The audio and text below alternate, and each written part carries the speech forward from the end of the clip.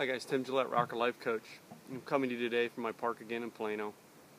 For our Thursday video, I want to talk a little bit about the word change today. As I look around the park today and I see just many changes have come to this park over the past 8 years or so since I've been coming to it. Just a feature to say in life, nothing stays the same.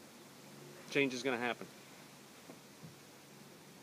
So I wanted to do a video today for Thursday's video, talk about the word change. Next week we're going to use it as a theme for the blog on change and how change affects our lives and how we need to accept change and how we can make change work for us. But today I wanted to bring up a couple things about how life-changing events work for me.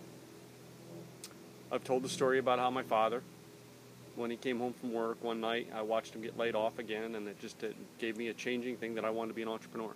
Didn't know what that was at the time.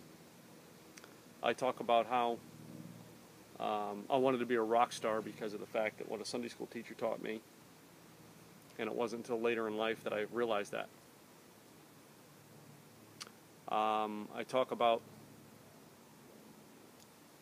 changes I made that just, helped me, push me to go, okay, you got a choice, change or not. 20 years ago this coming week would have been Monday back in, I want to say May, the first week of May, in the first full week of May in 1992. On a Monday morning, I went to work for a week. I was going to work for a week while my truck was getting an engine done. I was going to be a shuttle host from a trucking company. And by 8:30 a.m., I was in an ambulance on the way to the hospital after having a seizure. Changed my life drastically. I could no longer be a truck driver. Basically, that was the end of my truck driving career. That change happened to me whether I wanted it to happen or not. Some of you have to deal with change like that. Some of you, it's life-altering changes like that just, tear people down and they never want to get back up again. But I want to talk about another change that, this week someone said to me, about how they questioned one of my decisions on my wisdom. When I was a child, or not a child, I was a young adult. I was probably 18 or 19 years old, I don't remember.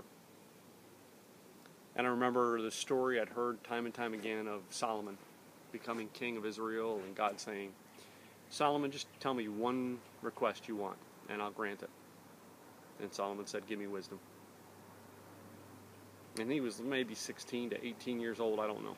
Right around there. He was around teen years when he became king. And his request for wisdom was just give me the common sense to run this place. So God granted it to him, and he became one of the wisest men known in the world, became one of the richest men known in the world. But I thought about that. When I was a kid, I said, man, I want wisdom too. Probably because I wanted to be rich at the time, who knows. I'm not going to say that wasn't my theory at the time. But through the accident in 1992, a friend of mine gave me a wisdom idea. He said, Tim, why don't you read through the book of Proverbs? There's 30 chapters. One chapter a day for 30 days. And just keep doing that for a time. And I want to say, in the 90s, I probably did that for almost 5 or 6 years. And then again, in 2000s, I did it again for another 5 or 6 years. All in all, I've probably done that in about 10, 11 years of my life, where I actually read through the book of Proverbs once a month.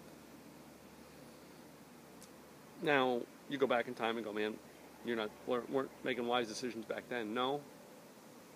Reading and putting into the mind is just like planting a seed. It takes time to grow. Now, my wisdom is because of what I read. My wisdom is because of what I read and what I implied and what I applied to my life, I should say. That is why I have quote-unquote wisdom. But sometimes my wisdom isn't wise to others. So I thought about it more. I said, what is wisdom? And I thought about, in our changing world, no one can predict everything that comes along as being wise.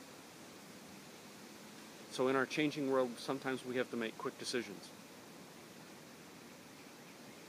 Sometimes I've had to make quick decisions with using the facts I had at the moment to make that decision, and To everyone else, it may not have been the wisest decision, but I make a decision based on the facts that I have now, learning from that years of searching wisdom. And I stick with my decision. And that sometimes is a tough thing, but the other thing the Bible says is a man of his word sticks to his word even when it hurts. So I stick to my word, even when it hurts. So if you want to learn to be wise, learn to make decisions that you can stick with. Learn to get all the facts and make the quickest decision you can to do it as fast as you can. And those people who make the decisions fast will be considered the wisest. Next week on our blog, we'll talk about change and how you can change yourself or events will change you. This has been a great week on planning this past week, and I hope you guys have gotten something out of it. I'm not sure what I'm going to do on a video next week. I know I wanted to do this one on change because of the next week it's going to be a changing time in my life because of what happened 20 years ago. And even I have fought over the past couple of weeks. I've fought and played with, more depressing thoughts over it. 20 years of life is gone and I've changed. 20 years of your life will be gone before you know it. It's time to make the changes instead of the changes making you. I'm Tim Gillette, Rockstar Life Coach. I hope that you find and live your dream, that you learn to love what you do, you learn to love the people who are in your life. It's time to make changes and become a rock star in your world. Out of here, man.